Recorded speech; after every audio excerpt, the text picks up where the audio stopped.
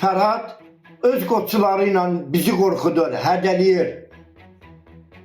Öz qoçularını bizim üstümüzə yollayır.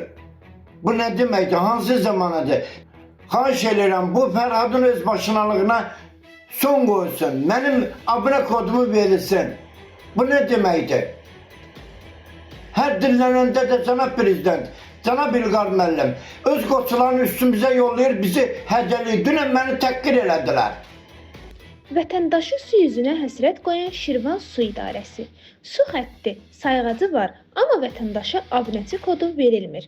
Bunları media qrupumuza bildirən Şirvan şəhər Şəhid Elnur Qarayev küçəsinin sakini Zahidov İlqar Qaroğlu onu da bildirir ki, Şirvan şəhər Su İdarəsinin rəisi özünün qoçu kimi aparır.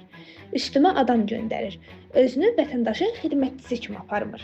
Şikayətçi onu da iddia edir ki, idarənin əməkdaşı Fərhad müəllim ona abunəçi kodu vermir. Daha ətraflı vətəndaşın özündən eşidək. Qarşı tərəfi dinləməyə hazırıq. Mən Şirvan şəhər sakini Gülbala Şıxbalov küçəsi döngə bir ev 7-də yaşayan Zahidov İlqar Qaroğludur. 2024-cü ilin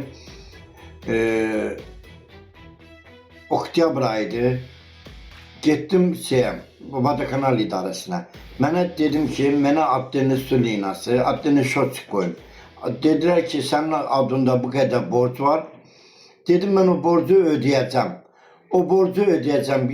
Vadakanal mənə gətirdi, şotçuk qoydu. Mən onların verdiyi, dedikləri qalıq borcunu ödədim.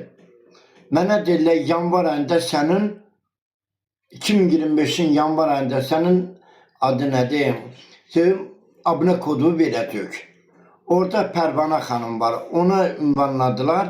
Pərvanə xanım da dedi ki, yanvarda gəl ödəyəcək. Sonra gəl dedi, martda gəl. Getdim olmadı. Sonra getdi.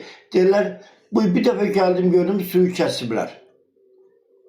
Qışqırbağa getdim Fərhad müəllim yerinə. Sağ olsun Pərvanə xanım. Pərvanə xanım deyəndə ki, bu daimi pul ödəyicisidir. Ödəyir pulu.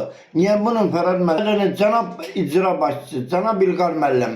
Allah, mənim ailəm var, uşağım var. Mən adımı bir dənə çöp də yoxdur. Mən evimin, ata evinin yarısında qaz mənim adıma, işıq mənim adıma, kağız gəlir, verirəm.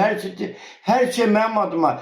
Fərhad məni, İlqar müəllim, Fərhad məni fırlayır, abunə kodumu vermir. Abunə kodumu versin, mən bilim ki, hara ödəyirəm. Bir evdə biz 7 başı ailəyik.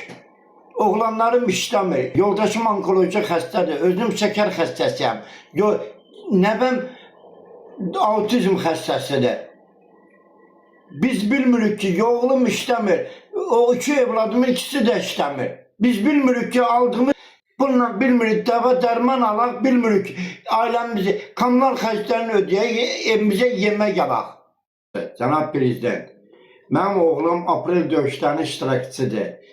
Kəlbəcər rayonunda aprel döyüşlər vaxtı Kəlbəcərdə olub.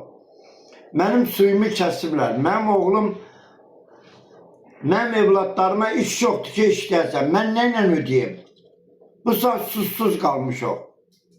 Xahiş edirəm, artıq dərəcədə mənə kömək eləyəsiniz.